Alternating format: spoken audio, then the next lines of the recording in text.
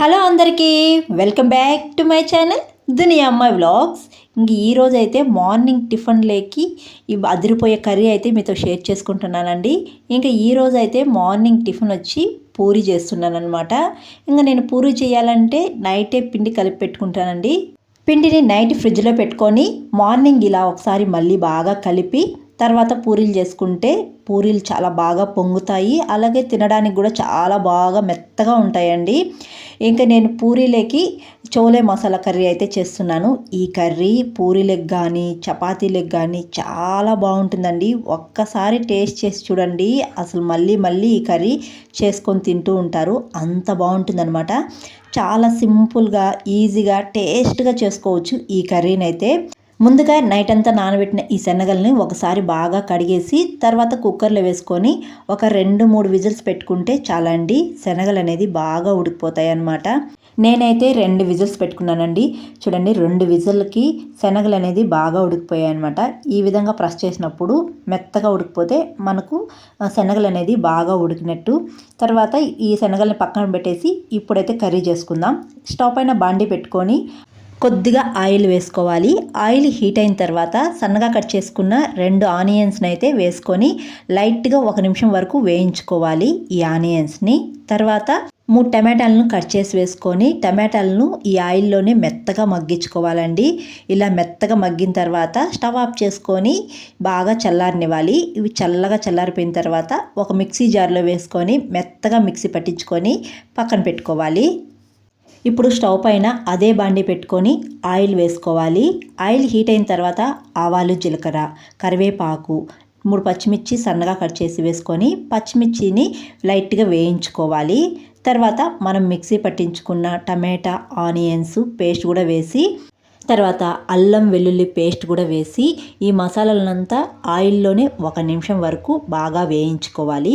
1 నిమిషం తర్వాత red chilli powder, ధనియాల పౌడర్, గరం మసాలా, వేయించిన జీలకర్ర పొడి, 1/2 టీ స్పూన్ పసుపు పొడి ఇవన్నీ వేసుకొని రుచికి తగిన రాళ్ళుప్పు కూడా వేసుకొని ఈ మసాలాలన్నీ బాగా వేగి ఆయిల్ సపరేట్ అయ్యేంత వరకు వేయించుకోవాలి. అడుగు అంటుతూ ఉంటే కొద్ది కొద్దిగా వాటర్ వేసుకొని ఈ మసాలాలని బాగా వేయించుకోవాలి. ఇలా ఆయిల్ పైకి తేలిన తర్వాత మనం ఉడికించి పెట్టుకున్న శనగలను అయితే వాటర్తో సహా వేసుకునేయాలి. తర్వాత కర్రీకి తగ్గట్టు వాటర్ కూడా వేసుకోవచ్చు. లేకపోతే శనగల్లోని వాటరే కర్రీకి సరిపోతాయి అనుకుంటే వాటర్ వేసుకొని అవసరం లేదు. బాగా కలుపుకునేసి తర్వాత ఈ కర్రీని 2 నిమిషాల పాటు బాగా ఉడికించుకోవాలి. 2 నిమిషాల తర్వాత ఫైనల్గా కొత్తిమీర చల్లుకుంటే అదిరిపోయే చోలే మసాలా కర్రీ రెడీ అండి. పూరీలకు కానీ చపాతీలకు కానీ సూపర్గా ఉంటుంది ఈ కర్రీ అయితే. ఒక్కసారి ఇలా చేసి చూడండి, మళ్ళీ మళ్ళీ ఇలానే చేసుకొని తింటూ ఉంటారు. అంత బాగుంటుందన్నమాట. అసలు పిల్లలు అయితే చాలా ఇష్టంగా తింటారండి. చాలా సింపుల్గా ఈజీగా టేస్ట్గా చేసుకోవచ్చు అనమాట. మార్నింగ్ టైంలో టిఫిన్ లెక్క అయితే తొందరగా చేసుకునేయచ్చు. టైం కూడా సేవ్ అవుతుందన్నమాట. నేను ఈ కర్రీని పూరీ లెక్కైతే చేశానండి. చాలా బాగుండింది. మా ఇంట్లో వాళ్ళందరూ చాలా బాగా ఎంజాయ్ చేశారైతే. ఈ కర్రీ రైస్ లెగ్ కూడా చాలా బాగుంటుందండి. మనం ఎప్పుడు పూరీలకి చపాతీలకి చికెన్ కర్రీ, ఆలూ కుర్మా ఇలా చేసుకుంటూ ఉంటాం కదా. ఎప్పుడు అవే కాకుండా ఇలా ఒకసారి చోలే మసాలా కర్రీ చేసి చూడండి, చాలా చాలా టేస్ట్గా ఉంటుంది. ఇంకా టిఫిన్లకి కర్రీ అయితే అయిపోయింది. ఇంకా పూరీ అయితే చేసుకోవాలి కదా. నేను ఇంక ఒక సైడ్ పూరీలు ఎత్తిస్తూ ఉంటే మా ఆయన అయితే పూరీలు డీప్ ఫ్రై చేసేస్తున్నారు. ఇంకా హాలిడే ఉన్నప్పుడు ఇలా బాగా నాకు కిచెన్లో హెల్ప్ చేస్తారనమాట. ఇంకా పూరీలు చూసారా ఎంత బాగా పొంగుతున్నాయో. ఇదో చూడండి, చాలా బాగా పొంగుతాయండి. మనము మార్నింగ్ టైంలో హడావిడిగా పిండి కలిపి పూరీ అయితే చేయలేమన్నమాట. టైం కూడా ఎక్కువ పడుతుంది. మార్నింగ్ టైంలో డ్యూటీకి వెళ్ళే వాళ్ళు పూరీ చేసుకొని తినాలంటే అస్సలు తినలేమన్నమాట. చాలా టైం పడుతుంది. హడావిడిగా కలిపి చేయాలంటే పూరీలు కూడా సరిగ్గా రావండి. ఇలా నైట్ కలిపి మార్నింగ్ ఇలా పూరీలు చేసుకుంటే చాలా బాగా పొంగుతాయి. ఇదో చూసారా ఎంత బాగా పొంగుతున్నాయో. ఇలా బాగా మెత్తగా కూడా ఉంటాయి తినడానికి. ఇలా మా ఆయన అయితే పూరీలన్నీ డీప్ ఫ్రై చేయించేశారు. నేను పూరీలన్నీ ఒత్తిచ్చాలకు. ఇంకా మా హస్బెండ్కి కర్రీ టేస్ట్ చాలా బాగా నచ్చేసింది. ఇంకా నేను పెట్టకముందే ఆయనే పెట్టుకొని తింటున్నారు. ఇంకా కర్రీ టేస్ట్ ఆయన మాటల్లోనే వినండి. ఎలా ఉందివా? ఉందా? ఇది చూసారా, మా హస్బెండ్కి మాత్రం చాలా బాగా నచ్చేసింది చోలే మసాలా కర్రీ అయితే. ఇంకా ఆ మాట చెప్తాను నేను ఆగుతానా, ఇంకా నేను కూడా టిఫిన్ పెట్టుకొని తింటూ ఉన్నాను. మామూలుగా నేను మార్నింగ్ టైంలో టిఫిన్ అయితే తిన్నండి.